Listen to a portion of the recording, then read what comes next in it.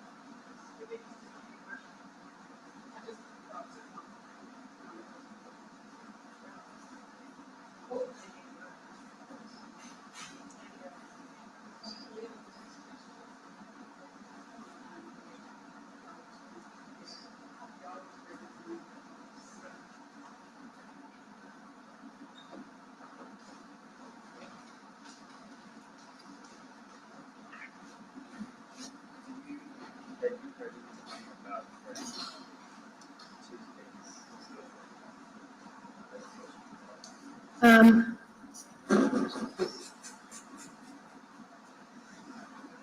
no.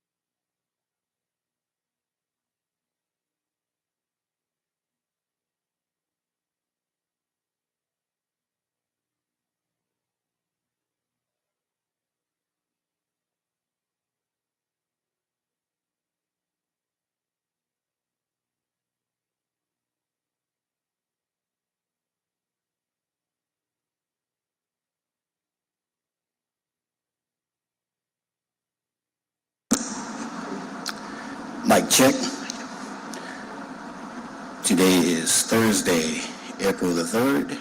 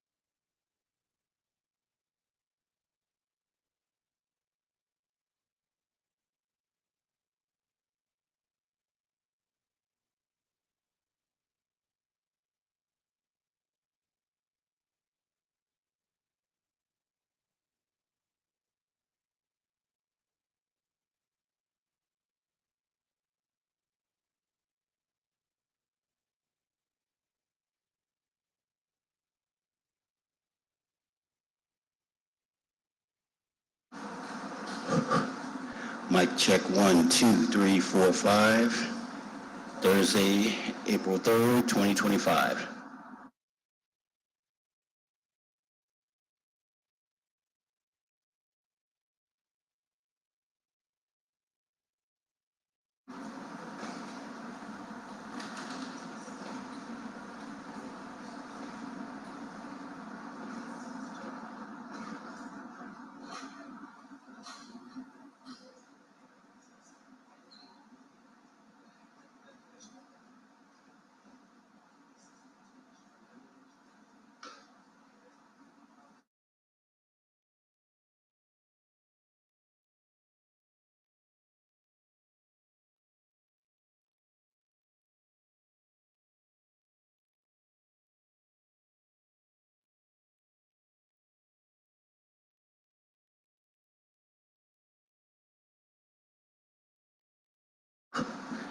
Mic check 1, 2, 3, 4, 5, 6, 7, 8, 9, 10.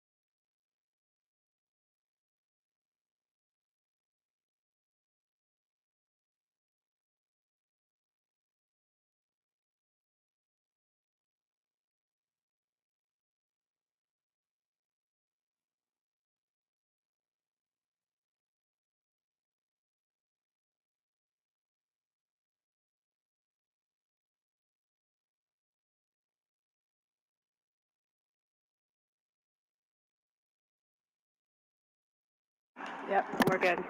Roll call. Council President Morrell. Here. Council Vice President Moreno. Here. Councilmember Jeruso. Here. Councilmember Harris. Councilmember King. Councilmember Green. Present. Councilmember Thomas. We have 4 members. We have a quorum of the Joint Committee. Thank you. First up, we're going to take up all the governmental affairs voting items because I think I'm going to lose a quorum at some point. So I will begin with Excuse me, can we vote on the minutes? Yes. I will move to approve the minutes of our last meeting. Second by Councilman Green. All in favor? Aye. All right. 3 ayes, no nays. It is approved. Next up, we have, you said Jonathan Green got bumped? Okay. Hammond for New Orleans Redevelopment Authority. Come on down. I'll ask you the same question we ask everybody. Why do you want to serve on the New Orleans Redevelopment Authority? Because I believe in this city, and I believe you need to be involved when you believe in this city. Oh, all right. That's a pretty straightforward answer. Hold on 1 second. Yep. 1 second. For Councilmember Green, why don't you say where you went to high school real quickly? I went to Jesuit High School. There you go. Thank you. All right. Well, anyway, we'll hold that against you.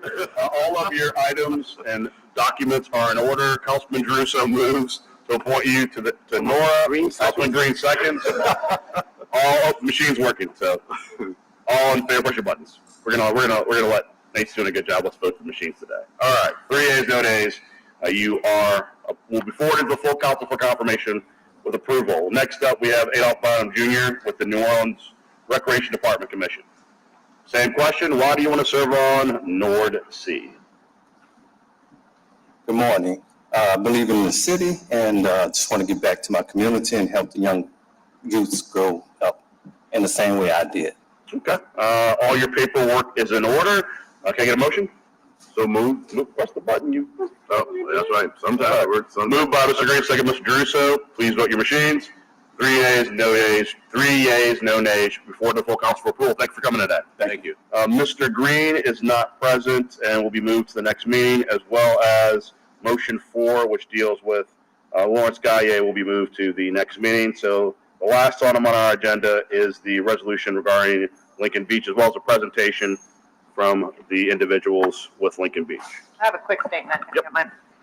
First, thank you to Council President Morrell for having this joint meeting, and the folks who are presenting from Lincoln Beach, you can go ahead and come on up. So Bliss and Sage, come on up as I make my statements. You know, we've been working hard to make sure that we hear from different advocates and residents and volunteers who take a lot of pride in the redevelopment of Lincoln Beach.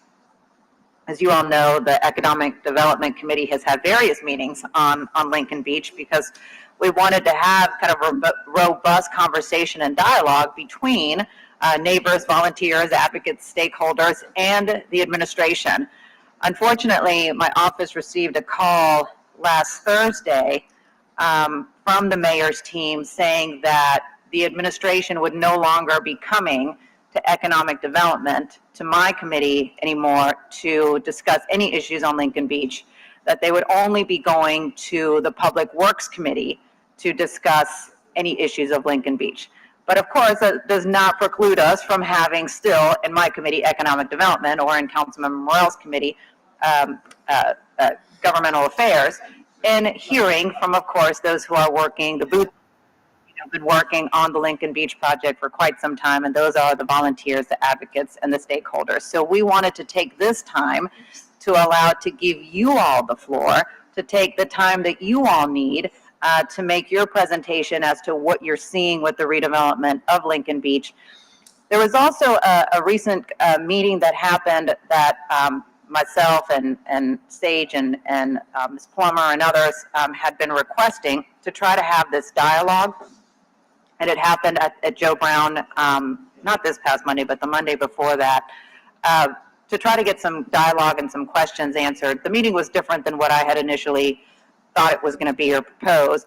But during this meeting, there were a lot of promises made. And different pieces of information laid out and time.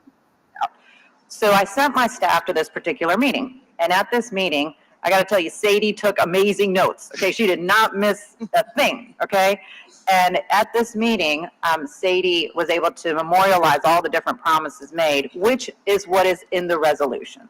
So this is to ensure that everybody sticks to what was said. Promises made, those promises need to be kept, and that's what is in the resolution that is being led by Council President Morrell, and of course, I'm a co-author of that. So I just wanted to set the table before you all present it as to, why we're just hearing, from our advocates and volunteers and giving you all the floor and the information that I had received about how members of the mayor's team administration will no longer be coming to economic development or any other committee aside from Public Works to talk about Lincoln Beach. Thank you. Well, thank you. I really appreciate this offer and this space. It always has been a pleasure to speak in front of the Economic Development Special Committee meeting, in every committee meeting. Thank you, Councilperson Helena Marino, for setting the stage for this as you have done so in the past. Not only in public meetings, but coordinating meetings with project team leads and stakeholders, working out those nuances and concerns that we had, making sure that we're included. And this is forward in this process, and thank you for that. Today, what you have before you, and Reggie Ford is on his way, you have investors in the Lincoln Beach project, stakeholders in the project.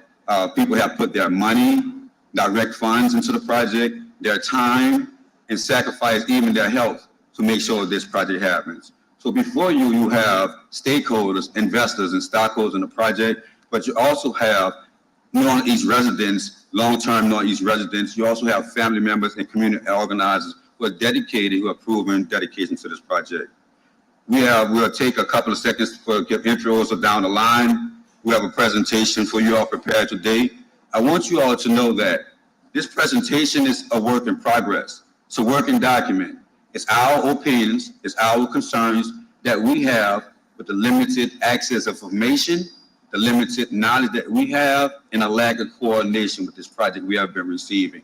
So this is our work in progress. This is to open up a discussion with the council, with the public, and any other expert who want to come on board with this project.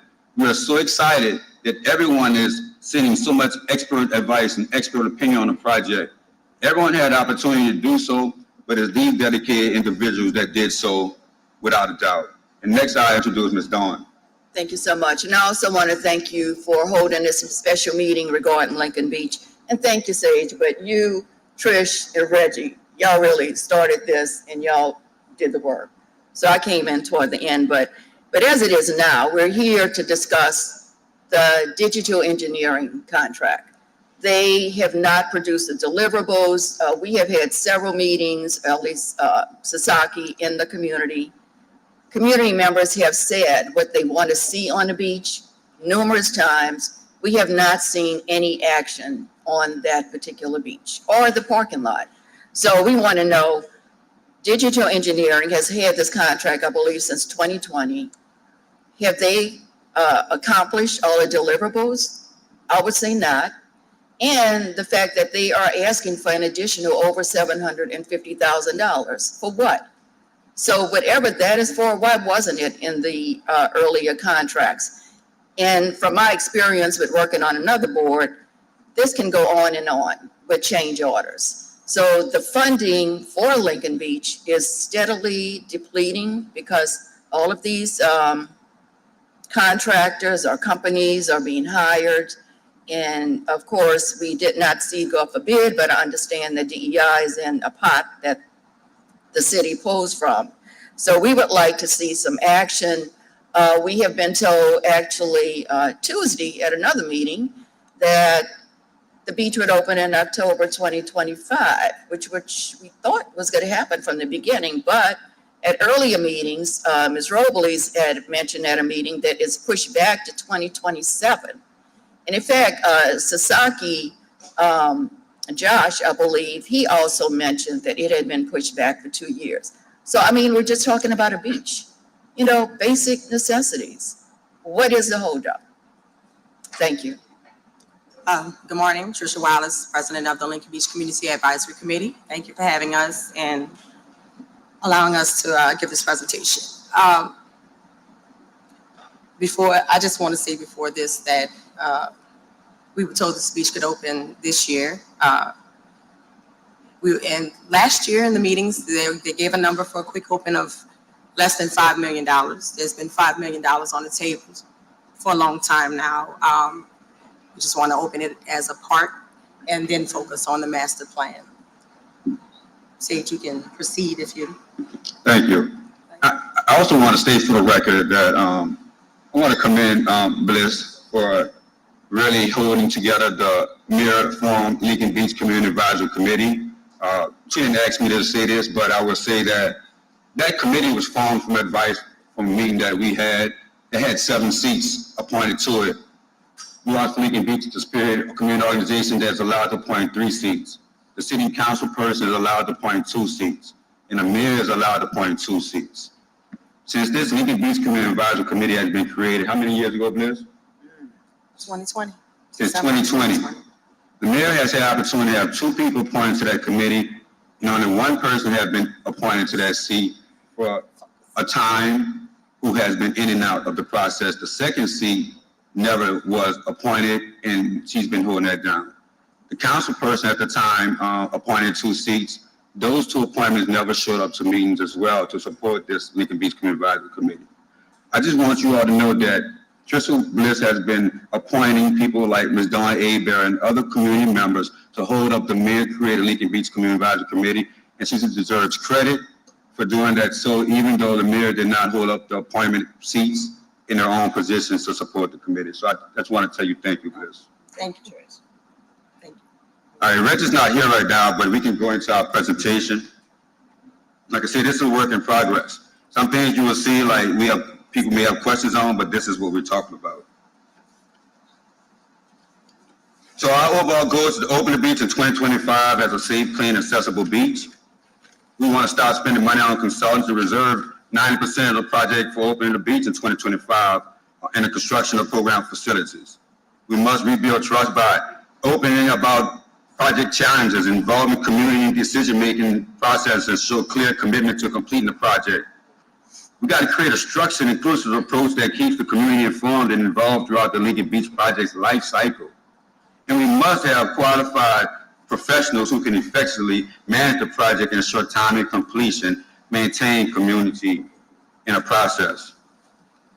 A main thing I want to point out on this slide is that the word amendments. Amendments after amendments.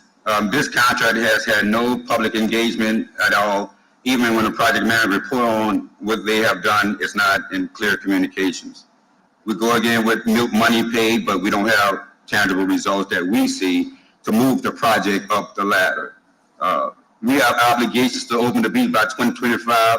We get those obligations from comments from project management and meetings. We get those obligations in news reports we can produce that these are the dates that the project manager has been telling us, and those dates have been sliding, so it calls for a lack of public confidence.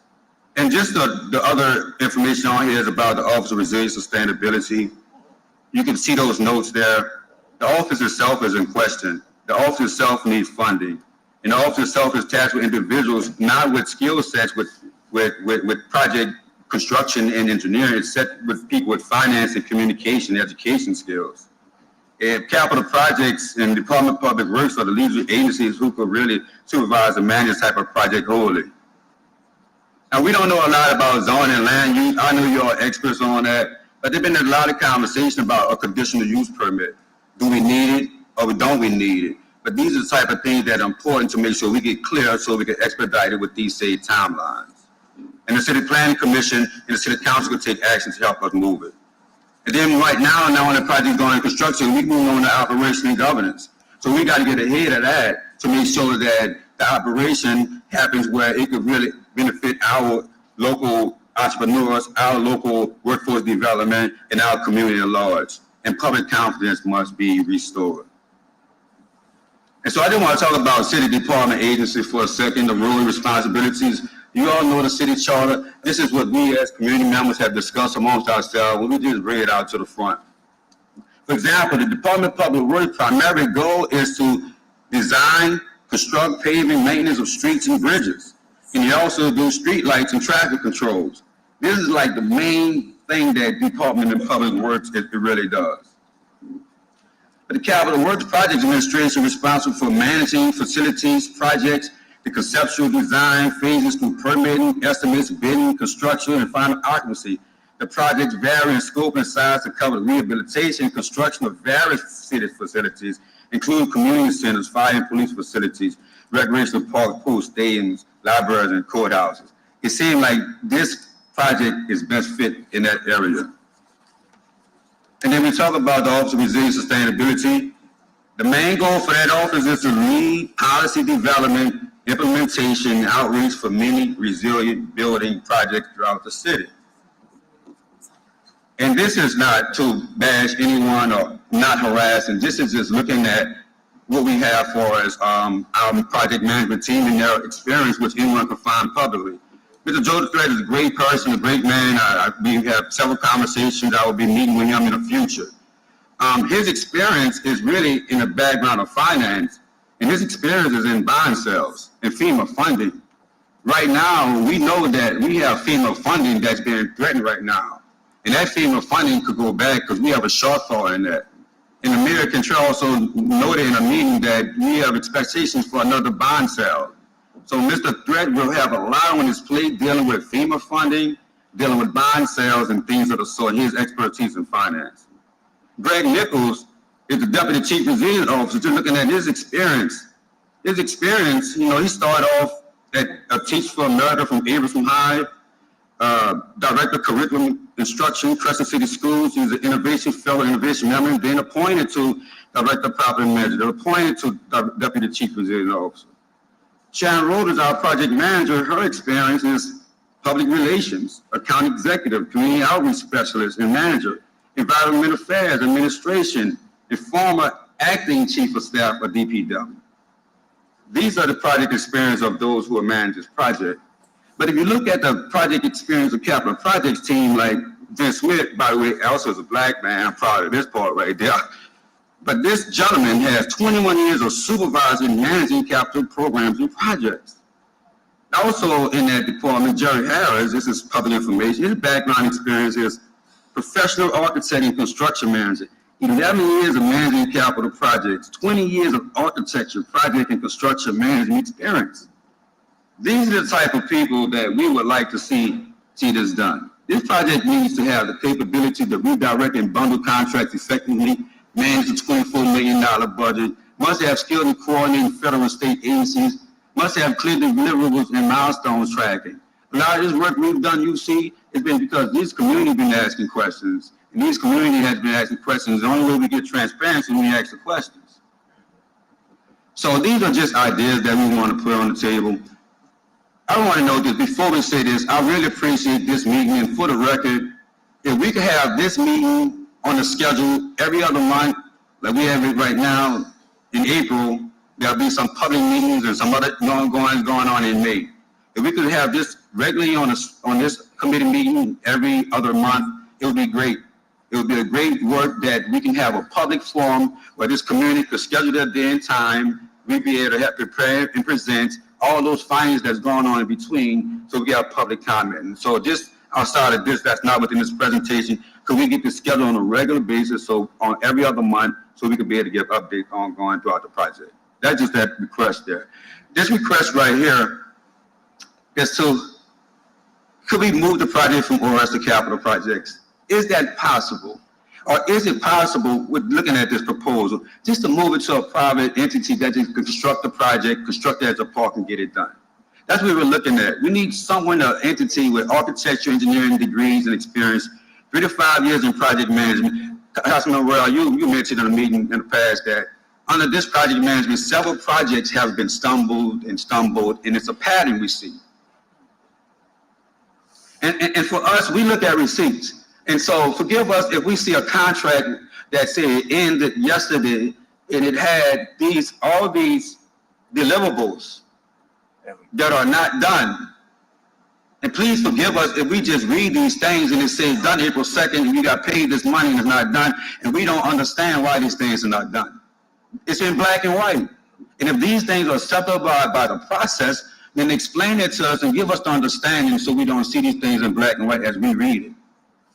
Our second request is amendment number 6, proof of tangible deliverables, updates in public forums, such as this meeting, which we know is blocked. Demand transparency about project timelines and funding, and significant changes to the lay of the beach. We look at receipts. We talk about that contract, and which is not within that. When we talk about grants, there's a sub-award grant from Lake Mediterranean Basin Restoration that I have right here. I can give y'all copies of this. So if I pull this grant, it's a University of New Orleans Research Technology Foundation pass-through grant. We got the grant award, $1.4 million. We got co-pays and co-matches from the city. And if I look at when it's due, it's a stormwater runoff designed for the parking lot. And I'm gonna look at the tax schedule end date. The end date on here is 6/30/2022. And so if I see a grant proposal with an end date 6/30/2022, and I say, why is work not done? And you can't tell me why it's not done. It's a public report. We're confused. Can I? Bliss, what? I would like to say that we referenced that meeting a couple Mondays ago, and Sage asked Digital Engineering where had they completed that scope of work from the last contract. I asked, is your work complete, in order to put out this RFP for April, that we've been given an April date, the RFP's going out in April. They said no. That was the end of the conversation. So really, we're questioning these contracts because, one, other community members who know about these things are questioning us, asking us to ask these questions. We ask the questions and we would like the answers. All right, I'm almost. Thank you, Bliss, for adding that. On this request, we talk about conditional use permit. There's questions on this. Is it something we need? Is it something that's necessary? If it's necessary, let's move forward with it. If it's not necessary, let's legitimately determine it's not necessary, but we must come to a conclusion with that. Our last request is pretty much, you'll see right here, is to form a steering committee, a Lincoln Beach steering committee. The council can set forth a resolution, an ordinance to do so. Here's the makings of a steering committee, and here are some of the responsibilities that could have. We are aware that the mayor is making efforts to create a cooperative agreement holistically. Like I say, the confidence with those processes have been going on for some years. We fully believe that the city council and our elected officials could really do a justice with keeping inclusion, like we say with that regular meeting, but setting forth an ordinance like been done with other projects in the past, creating a steering committee, and there are miles that we could go with that as we build up a commission to ultimately govern this project. And so to be clear is establishing a steering committee with the stakeholders that are ultimately involved in this project, and then ultimately leading to a commission to guide this project fully. That's our closing remarks, pretty much. We understand investing in consultants is necessary. We are consultants as well. The community consultants as well. It's necessary. We spend a lot of time talking, not getting down to the business of opening up a basic beach. We direct the funds we have with the money in hand to open up what we can. A legal place to open up the beach, because we're running out of money, we're running out of time, everything gonna cost more. Let's prioritize these efforts to open up the beach soon and safe. We have elders that are waiting, and we have a community that's out there hurting. Engage local stakeholders and foster community spirit as we would like to see it done. That's my presentation. Reggie walked in late. If I could start with Reggie with your comments, and then any open comments from the rostrum and the city councilman. Oh, I'll be very brief. I just want to thank the council again for fully funding the project. And I'm in support of Sage and the community, but freezing the contract until we see everything they've done, all the deliverables for what they've been paid for already. And it's just frustrating, but I thank y'all for doing y'all job. And I don't, is Oliver here? It's his district in his backyard, and he's not even present. It's just, it's disheartening to see this going on this long when we're playing with our own tax dollars. We don't have to ask for permission from the state, the federal government, nothing. And it's all in-house money, and it's dragging on this long, and the project has been managed very poorly. So just thank y'all for giving us the opportunity to speak on it. And thank you, Sage, you did a wonderful job in your presentation. Bliss, you have some more comments? Yes, we've gone this whole time thinking this whole master plan process included the quick open, and we found out last year that it did not. So we've been having all these meetings, they've been meeting with the community, getting our input. We've been in these meetings. To say that we're requesting more meetings, that's not it. We're asking for our language not to be redirected, not to be changed and flipped back on us. We will just want to know why the beach isn't open now, and can it be open this year? How's that going to happen? And if not, why not? And when will it happen? That's the bottom line. We're here, we've been present, we've been stating these things, we've been in the meetings, the planning meetings, all the meetings. And we have asked these questions, and we don't get an answer. So I feel like my time is being wasted. Yeah. And I'd like to move on with my life. You know what I'm saying? That's and my grandmother, we speak your mother, my grandmother is also passed. I was hoping to have her walk. There's people who are working with us on this project who are deceased now. This is not a game for us. And that's all I want to say. Go ahead. All right, thank you. Well, one of the questions we would really like answered, can this be moved to capital projects? And like Tricia said, they have had numerous meetings. Everybody have put their input in. This weekend, there was a kind of get together of community members who have been on the beach to tell their stories. They cannot wait to have their children and grandchildren walk on this beach. Through all these meetings, we have never heard, oh, it's going to be delayed because of this or that. And all of a sudden it's pushed back for 2 years. I really cannot comprehend it. But yet, and I do believe if there was an initiative to get Pontchartrain Beach back and running, it would have been open right now.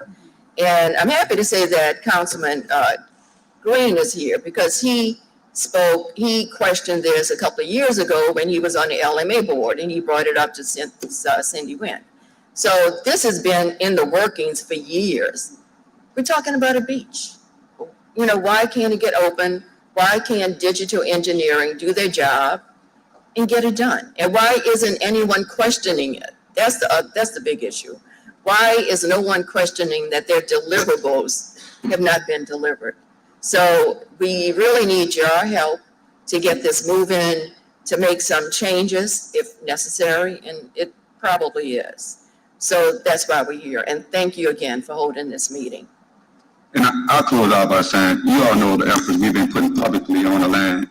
Since that last public milestone meeting 3, I worked out to get an agreement with the city of New Orleans to cut the lawn and maintain the lawn on Lincoln Beach with no compensation, just to show how we are invested to maintain this project forward.